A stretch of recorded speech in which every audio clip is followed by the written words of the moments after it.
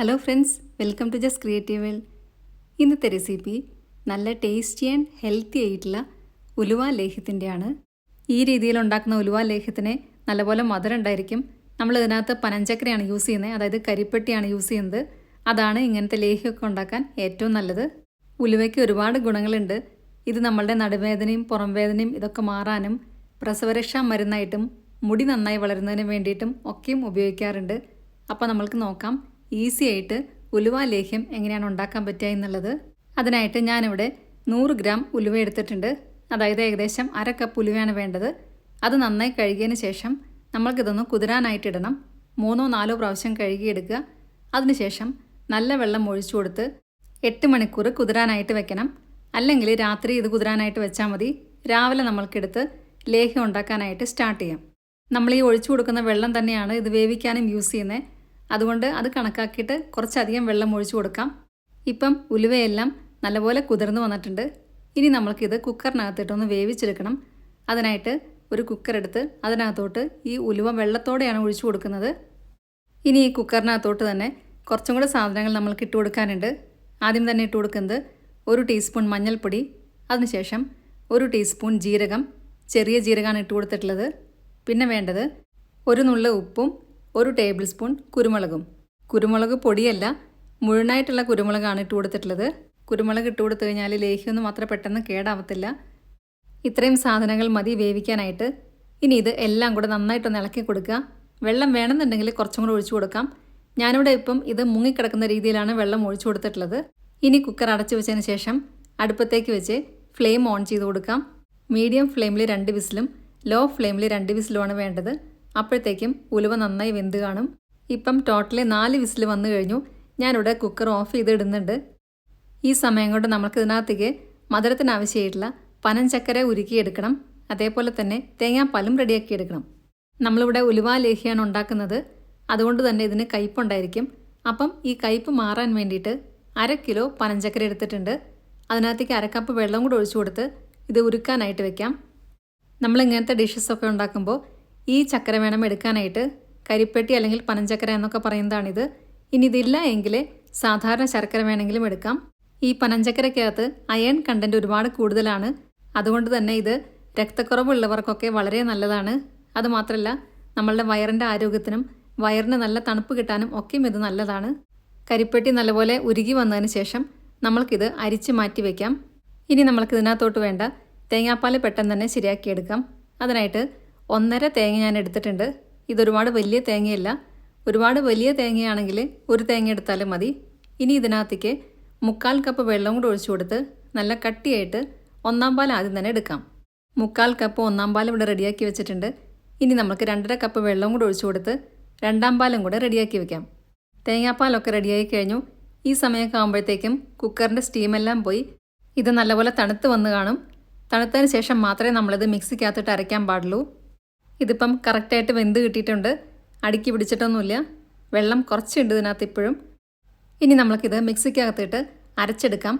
മിക്സിക്കകത്ത് അരയ്ക്കുമ്പോൾ ഇതിനകത്തേക്ക് വെള്ളം ഒഴിച്ചു കൊടുക്കാൻ പാടില്ല. ഞാനിവിടെ വലിയ മിക്സിയാണ് എടുത്തിരിക്കുന്നത്. അതിനകത്തേക്ക് എല്ലാം കൂടി ഇട്ട് കൊടുക്കുക. ഇനി ഇത് അരയാൻ ബുദ്ധിമുട്ടുണ്ടെങ്കിൽ കുറച്ച് 2-ാം പാൽ ഒഴിച്ചു കൊടുക്കാം. നല്ല പേസ്റ്റായിട്ട് അരച്ചെടുക്കുക. വെള്ളം ഒഴിച്ചു കൊടുക്കരുത്. 2-ാം പാൽ മാത്രമേ ഒഴിച്ചു കൊടുക്കാൻ പാടുള്ളൂ, അരയാൻ ബുദ്ധിമുട്ടാണെങ്കിൽ. ഇപ്പം ഇതിവിടെ നന്നായി അരച്ചെടുത്തിട്ടുണ്ട്. നമ്മൾ നേരത്തെ ഉരുക്കി മാറ്റി വെച്ച പനഞ്ചക്കരയാണ് ഒഴിച്ചു കൊടുക്കുന്നത്. ഇനി ഇത് ഒന്നും കൂടെ ഒന്ന് അടിച്ചെടുക്കുന്നുണ്ട്. അതുകൊണ്ടാണ് ഞാൻ മിക്സിയുടെ വലിയ ജാർ എടുത്തത്. ഇനി ഇത് ഒരു ട്രിപ്പിൽ കൊള്ളുന്നില്ല എങ്കിൽ 2 ട്രിപ്പായിട്ട് നമ്മൾക്ക് അടിച്ചെടുത്താലും മതി. നമ്മൾ ഉലുവ അരച്ചതിനകത്തോട്ട് ശർക്കര നീര് ഒഴിച്ചു കൊടുക്കുമ്പോൾ ഇത് മിക്സ് ആവാൻ കുറച്ച് ബുദ്ധിമുട്ടായിരിക്കും. അതുകൊണ്ടാണ് ഇങ്ങനെ മിക്സിക്കകത്ത് തന്നെ ഇട്ട് അടിച്ചെടുക്കുന്നത്. അപ്പം നമ്മൾക്ക് ഈസി ആയിട്ട് എല്ലാം കൂടെ മിക്സായി കിട്ടും. ഇനി നമ്മൾക്കിത് ഉണ്ടാക്കാനായിട്ടുള്ള ഒരു വലിയ ഉരുളിയോ അല്ലെങ്കിൽ ഇതേപോലത്തെ വലിയൊരു പാത്രം അടുപ്പത്തോട്ട് വയ്ക്കാം. അതിനകത്തേക്ക് 2.5 ടേബിൾ സ്പൂൺ നെയ്യ് ഒഴിച്ചു കൊടുക്കുന്നുണ്ട്. നെയ്യിൻ്റെ അളവ് ഇത്രയും മതി. ഇനി കൂടുതൽ നെയ്യ് നമ്മൾക്ക് ഇതിനകത്തോട്ട് ആവശ്യമില്ല. ഇനി നമ്മൾ നേരത്തെ അടിച്ചു വെച്ച ഉലുവയും ശർക്കരയും എല്ലാം കൂടിയിട്ടുള്ള മിക്സാണ് നമ്മൾ ഒഴിച്ചു കൊടുക്കുന്നത്. ഉലുവ തന്നെ അരച്ചിട്ട് വേണമെങ്കിൽ ശർക്കരയും ഇതിനകത്തേക്ക് ഒഴിച്ചു കൊടുക്കാം. അങ്ങനെയാണെങ്കിൽ ഞാൻ നേരത്തെ പറഞ്ഞ പോലെ ഇത് മിക്സ് ആവാൻ കുറച്ച് ബുദ്ധിമുട്ടായിരിക്കും. ഇനി ഇത് ഹൈ ഫ്ലെയിമിൽ വെച്ച് കൈവിടാതെ ഇളക്കിക്കൊണ്ടിരിക്കാം. ഇപ്പം ഇതിനകത്തുള്ളത് ഉലുവ അരച്ചതും പിന്നെ നമ്മൾ നേരത്തെ അരിച്ചു വെച്ച പനഞ്ചക്കരയുടെ പാനിയും കൂടെ ഒഴിച്ചു കൊടുത്തിട്ടുണ്ട്. ഇനിയിപ്പോൾ നമ്മൾക്ക് വേറെ ശർക്കര ഇതിനകത്തേക്ക് ഒഴിച്ചു കൊടുക്കേണ്ട ആവശ്യമില്ല.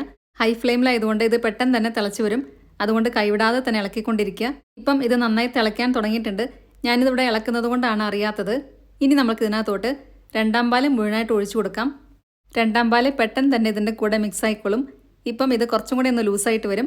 നമ്മൾക്ക് ഇതിനകത്തോട്ട് നല്ലൊരു ഫ്ലേവറിന് വേണ്ടിയിട്ട് ഏലക്കാപ്പൊടിയും ചുക്കുപൊടിയും കൂടി ഇട്ട് കൊടുക്കാനുണ്ട്. ഇപ്പം രണ്ടാം പാല് നല്ലപോലെ മിക്സായി വന്നിട്ടുണ്ട്. ഇനി നമുക്ക് ഇതിനകത്തോട്ട് 1 ടീസ്പൂൺ ഏലക്കാപ്പൊടി ഇട്ട് കൊടുക്കാം. ഏലക്കയുടെ ഉള്ളിലത്തെ കറുത്ത സീഡ് മാത്രമായിട്ട് എടുത്ത് പൊടിച്ചെടുത്തതാണ്. 1/2 ടീസ്പൂൺ ചുക്കുപൊടിയും കൂടി ഇട്ട് കൊടുക്കുക.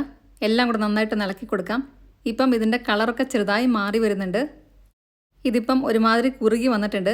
ഈ സമയത്ത് നമ്മൾക്ക് ഇതിനകത്തോട്ട് 1/4 കപ്പ് കട്ടിയുള്ള ഒന്നാം പാലും കൂടെ ഒഴിച്ചു കൊടുക്കാം. എന്നിട്ട് എല്ലാം കൂടെ വീണ്ടും ഒന്നും കൂടെ ഇളക്കി കൊടുക്കാം. ഈ സമയത്തൊക്കെ നമ്മളിനി കൈവിടാതെ ഇളക്കിക്കൊണ്ടിരിക്കണം. ഉലുവ ലേഹ്യം നല്ലൊരു പ്രസവരക്ഷാ മരുന്നാണ്. അതുമാത്രമല്ല സാധാരണക്കാർക്കും കഴിക്കാം. നടുവേദനയുള്ളവർക്കും പുറം വേദനയുള്ളവർക്കും പിന്നെ മുടി നന്നായി വളരുന്നതിനും ഒക്കെയും ഇത് നല്ലതാണ്. ഇപ്പം ഇത് നല്ലപോലെ കുറുകി വരാൻ തുടങ്ങിയിട്ടുണ്ട്. നമ്മളുടെ ലേഹ്യം കറക്റ്റ് പാകമായി വന്നിട്ടില്ല. ഒന്നും കൂടെ ഒന്ന് കട്ടിയാവാനുണ്ട്. നമ്മൾ ഒഴിച്ചു കൊടുത്ത നെയ്യും അതേപോലെ തന്നെ തേങ്ങാപ്പാലിലെ എണ്ണയും എല്ലാം തെളിഞ്ഞു വരും. ഉലുവയിലെ vitamin A, vitamin B, vitamin C, niacin, magnesium ഇതൊക്കെ അടങ്ങിയിട്ടുണ്ട്. പ്രസവശേഷം ശരീരപുഷ്ടിക്കും ബ്രസ്റ്റ് മിൽക്ക് കൂടാനും യുവത്വവും സൗന്ദര്യവും നിലനിർത്താനും ഒക്കെയും ഇത് നല്ലതാണ്. ഇപ്പം നമ്മളുടെ ഉലുവ ലേഹ്യം ഇവിടെ റെഡിയായി വന്നിട്ടുണ്ട്. നമ്മളിത് സ്പൂൺ വെച്ച് ഇതേപോലെ ആക്കി കൊടുക്കുമ്പോൾ ഈ 2 സൈഡും കൂടെ പെട്ടെന്ന് കൂടി ചേരത്തില്ല.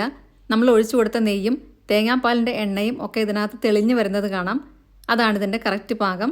ഞാനിവിടെ ഗ്യാസ് ഓഫ് ചെയ്ത് കൊടുക്കുകയാണ്. ഇനി നമ്മൾക്കിത് നന്നായി ചൂടാറി വന്നതിന് ശേഷം നല്ലൊരു ഗ്ലാസ് ബോട്ടിലാക്കി വെക്കാം. വെള്ളമയം തീരെ ഇല്ലാത്ത ഗ്ലാസ് ബോട്ടിൽ വേണം എടുക്കാനായിട്ട്. അത് പ്രത്യേകം ശ്രദ്ധിക്കുക. അങ്ങനെ എടുത്താലാണ് ഇത് കേടാവാതിരിക്കുക. ഇതിനകത്ത് അയൺ കണ്ടൻറ്റ് ഒരുപാടുണ്ട്. അതുകൊണ്ട് തന്നെ ഇത് വിളർച്ചയ്ക്കും സന്ധിവേദനയ്ക്കും ഒക്കെയും നല്ലൊരു മരുന്ന് കൂടിയാണ്. നമ്മുടെ ഉലുവ ലേഹ്യം നല്ലപോലെ ചൂടാറി വന്നിട്ടുണ്ട്. ഞാനിതിവിടെ 2 ഗ്ലാസ് ബോട്ടിലാക്കി വെക്കുന്നുണ്ട്. ഇത് രാവിലെയും രാത്രിയും 2 നേരം കഴിക്കാം. നമ്മളിതിനകത്ത് 1/2 കിലോ പനഞ്ചക്കര ഇട്ടതുകൊണ്ട് തന്നെ ഇതിന് കയ്പ്പ് കാണത്തില്ല. നല്ല ടേസ്റ്റ് ആയിരിക്കും കഴിക്കാനായിട്ട്. ഇതിനു മുൻപും ഞാൻ ഉലുവ വെച്ചിട്ടുള്ള കുറച്ചധികം റെസിപ്പികൾ ഇട്ടിട്ടുണ്ട്. മരുന്നുണ്ട, ഉലുവ കഞ്ഞി, അതുപോലെ തന്നെ ഉലുവ ഡ്രിങ്ക്, ഇതിൻ്റെ എല്ലാം റെസിപ്പികൾ ഞാനിവിടെ ഡിസ്ക്രിപ്ഷൻ ബോക്സിൽ കൊടുക്കാം. കാണാത്തവരുണ്ടെങ്കിൽ അത് ക്ലിക്ക് ചെയ്ത് കണ്ടാൽ മതി. ഉലുവ കഞ്ഞിയും അതുപോലെ തന്നെ മരുന്നുണ്ടയൊക്കെ കയ്പ്പ് കുറയാനായിട്ട് കുറച്ച് ടിപ്സും കൂടെ ഞാൻ ആ വീഡിയോയിൽ പറഞ്ഞിട്ടുണ്ട്. ഈ ഉലുവ ലേഹ്യം കർക്കിടകത്തിൽ മാത്രമല്ല എപ്പോൾ വേണമെങ്കിലും നമ്മൾക്ക് കഴിക്കാം. അപ്പം എല്ലാവർക്കും ഇന്നത്തെ വീഡിയോ ഇഷ്ടമായി എന്ന് വിചാരിക്കുന്നു. വീഡിയോ ഇഷ്ടമായിട്ടുണ്ടെങ്കിൽ നിങ്ങളുടെ ഫ്രണ്ട്സിനും റിലേറ്റീവ്സിനൊക്കെ ഷെയർ ചെയ്യാൻ മറക്കരുത്. സബ്സ്ക്രൈബ് കൂടെ ചെയ്യുക. അതിൻ്റെ സൈഡിലുള്ള ബെല്ലൈക്കണിൽ ഓൾ എന്നുള്ള ഓപ്ഷനൂടെ ക്ലിക്ക് ചെയ്യുക. അപ്പം നെക്സ്റ്റ് ടൈം ഞാൻ വീഡിയോ ഇടുമ്പോൾ പെട്ടെന്ന് തന്നെ നിങ്ങൾക്ക് നോട്ടിഫിക്കേഷൻ വരുന്നതായിരിക്കും. ഇതുണ്ടാക്കി നോക്കിയതിന് ശേഷം നിങ്ങളുടെ ഫീഡ്ബാക്സ് എല്ലാം കമൻസിലൂടെ അറിയിക്കാൻ മറക്കരുത്. നല്ലൊരു വീഡിയോ ആയിട്ട് വീണ്ടും കാണാം. താങ്ക്